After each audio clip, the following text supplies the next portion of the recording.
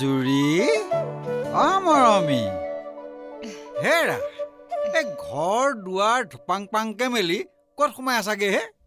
ইহঁত দুজনী ঘৰত নাই। মই বাৰীৰ পাছফালৰ পৰা কচু শাক দুডালমান বুটলিবলৈ গৈছিলোঁ। আপোনাৰ মাতটো শুনিহে আহিলোঁ। বহকচোন। হেৰা এই কণবিলাহী আৰু ঔটেঙাৰ আঞ্জা এখন বনাবা।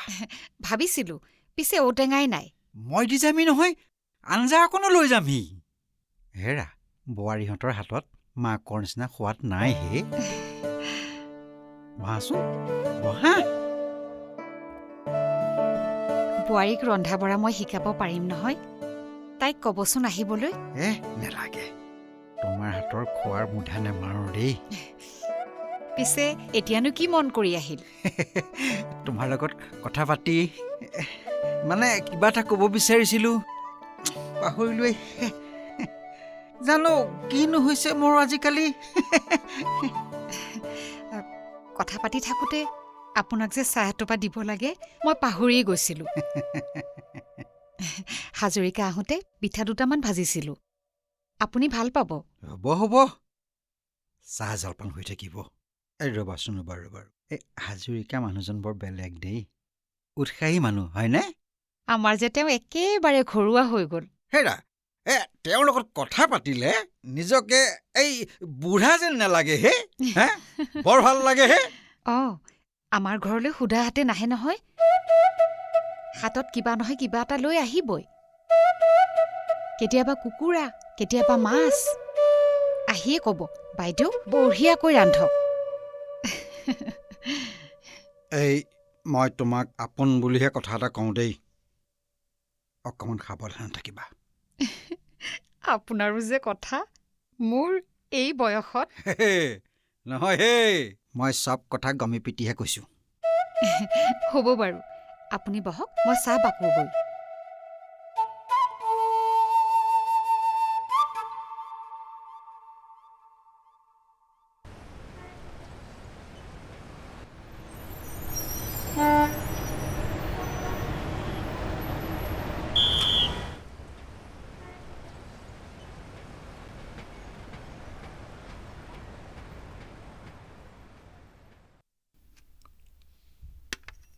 তুমি মানুহগৰাকীৰ কাগজ পত্ৰবোৰ আনিছানে?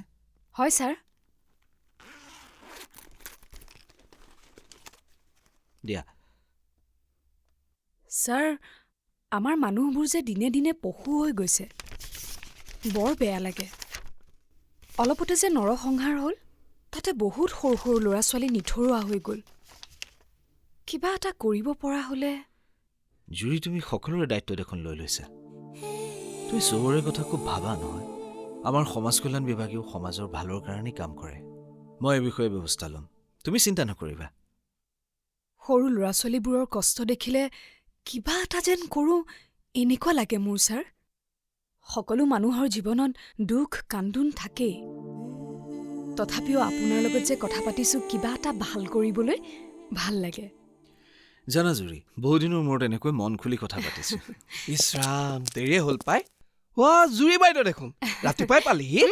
তোৰ এতিয়াও ৰাতিপুৱা হৈয়ে আছে। আজি আকৌ যিটো কামৰ বাবে দেৰি হৈছে ছাৰে আকৌ মোক বেয়া নাপায়। ৰিয়াজ দাই মোৰ ফটোবোৰ পঠিয়াই দিলে নহয়, আজিহে পালো। এয়া চা।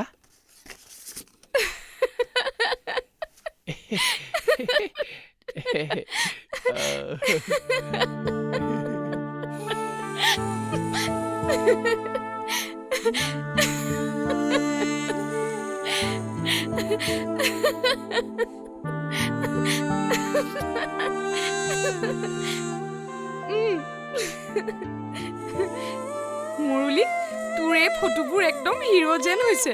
বা কি প'জ মাৰিছ। ৰিয়াজ দাদাই কৈছে নহয়, ইমানবোৰ মানুহৰ ফটো তুলিলে মোৰ নিচিনা হেনো কেৰেক্টাৰ ক'তোৱে পোৱা নাই। নাই, তোৰ নিচিনা কেৰেক্টাৰ এই পৃথিৱীতেই নাই। এই ফাইলটো ল, বৰঠাকুৰক দিবি। জি বাইদেউ, তই ব দেই। দেখিছই নহয় মই কিমান বিজি। হে আচ্ছা জুৰি, মই যে যোৱাবাৰ তোমালোকৰ গাঁৱলৈ আহিছিলোঁ মহিলা কল্যাণ আঁচনি এখন লৈ, এতিয়া বাৰু তোমালোকৰ গাঁৱত মহিলাৰ ওপৰত অত্যাচাৰ কমিছেনে? জিলা বিষয়াজনতো আছেই, তাৰোপৰি আমি গাঁৱৰ মানুহবোৰক সজাগ কৰিছোঁ নহয়, এতিয়া বহুত কমিল। আমাৰ বিভাগটোৰ কামেই হৈছে সমাজৰ কল্যাণ কৰা। তাৰ বাবে আমাক তোমাৰ নিচিনা নিষ্ঠাৱান সহযোগীৰ প্ৰয়োজন। গাঁওবোৰত বহুত বেয়া মানুহ সোমাই গৈছে ছাৰ। চাকৰি দিম বুলি পইচা খাই পলাব। আকৌ এই নিথৰুৱা ল'ৰা ছোৱালীবোৰক চুৰ কৰা মানুহো ওলাইছে নহয়। সমস্যা বহুত, পিছে সমাধানো আছে। আমাৰ শিশু সুৰক্ষা সমিতিয়ে এইবোৰৰ ব্যৱস্থা লয় আৰু লগতে এনেধৰণৰ সেৱা আগবঢ়োৱা 21টা বেচৰকাৰী সংস্থালৈও চৰকাৰে সাহায্য দিছে। অ' ছাৰ, বৰ ডাঙৰ কথা এটা হ'ল নহয়। আকৌ কি হ'ল? আপোনালোকৰ টংকেশ্বৰ গুচি যোৱাৰ পৰা আইদেউৰ ইমান কষ্ট। মই বোলো গাঁৱৰ পৰা ল'ৰা এটা আনি দিওঁ, লাচনি পাচনি কৰি দিব। মোৰ অফিচৰ মাজত এই অদৰকাৰী কথাবোৰ কিয় কওঁ? ডাঙৰ সমস্যা এটা হ'ল আকৌ। মই ৰমেনক খবৰটো দিছিলোঁ, সি ৰাতিপুৱাই ল'ৰা এটা লৈ আহিছে। এতিয়া আকৌ আইদেউ ক'লে ল'ৰাটো বোলে নাৰাখে, সৰু ল'ৰা, এতিয়া ঘৰলৈ পঠিয়াই দিবলৈ কৈছে। ল'ৰাটোৰ বয়স কিমান? 8 বছৰমান হ'ব। শিকাই দিলে চব কৰিব পাৰিব, এক্সপাৰ্ট একদম। চা, এনেকুৱা সৰু ল'ৰা ছোৱালীক লোকৰ ঘৰত কাম কৰিবলৈ দিলে তই জেললৈ যাব লাগিব। হে?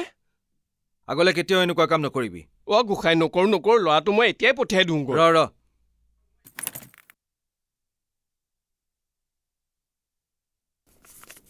ল এয়া পইচা, দেউতাকক দিবিগৈ। অঁ। সকলোৱে জনা উচিত যে সৰু ল'ৰা ছোৱালীক ঘৰ, হোটেল, গেৰেজ আদিত কাম কৰিবলৈ দিয়াটো শিশু শ্ৰমিক আইনমতে দণ্ডনীয়। দেৰিয়ে হ'ল, পিছত আকৌ বাছ নাপাম নহয়। যোৱাই নে? গাঁৱৰ কিবা কাম থাকিলে ইয়ালৈকে আহিম। আপুনি জেঠাৰ কামটোৰ খবৰ ৰাখিব। আহিছোঁ।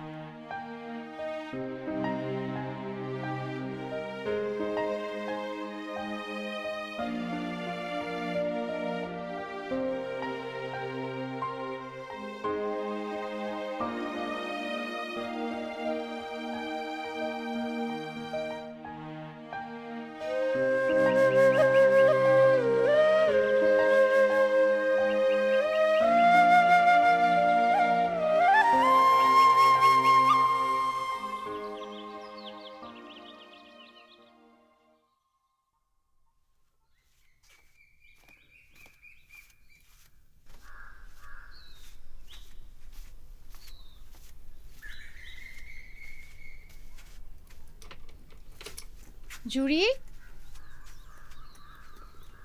তই গুৱাহাটীৰ পৰা পালিহি? অঁ। মৰমী নাই নেকি? তই কৈ লৈ গৈছিলি? তই যোৱাৰ পাছতে তাই সাজি কাচি ওলাই গ'ল। ক'লে দুপৰীয়া ভাত খামহি। মই ভাত পানী বাঢ়ি ৰৈ আছোঁ, তাই নাই যি নাই এতিয়ালৈ নাই। এই ছোৱালীজনী আৰু ক'লৈ গ'লনো? ৰুণুৰ ঘৰত আছে বুলি খবৰ এটা ল'বলৈ গৈছিলোঁ। ৰ, মই ফোন এটা কৰি চাওঁ। ৰুণুৱে ফোন মাৰি চাইছিল, বন্ধ পালে।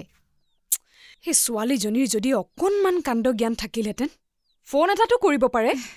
সৰুৰে পৰা যে তাইৰ ঘূৰি ফুৰা স্বভাৱটো একেবাৰেই নগ'ল জাননে। তই? হেল্ল', মৰমী, তই ক'ত আছ? মই মোমাইদেউহঁতৰ ঘৰলৈ আহিছোঁ। তহঁত নাথাকোঁতে জীৱন ককাইদেউ আহিছিল বিয়াৰ বজাৰ কৰিবলৈ। মোক লগ ধৰিলে। হ'লেও তই মোমাইদেউহঁতৰ ঘৰলৈ গুচি যাব লাগে নেকি? আমাৰ কিমান চিন্তা লাগিছে, এনেকৈ নোকোৱা নেমেলাকৈ যায় নেকি? এতিয়া ফোন কৰিলোঁ দেখোন। আহিছোঁ যেতিয়া বিয়ালৈকে ইয়াতে থাকিম। কোনো দৰকাৰ নাই। ইমান দিনলৈ লোকৰ ঘৰত থাকিব নালাগে, গুচি আহিবি। চাওঁ বাৰু।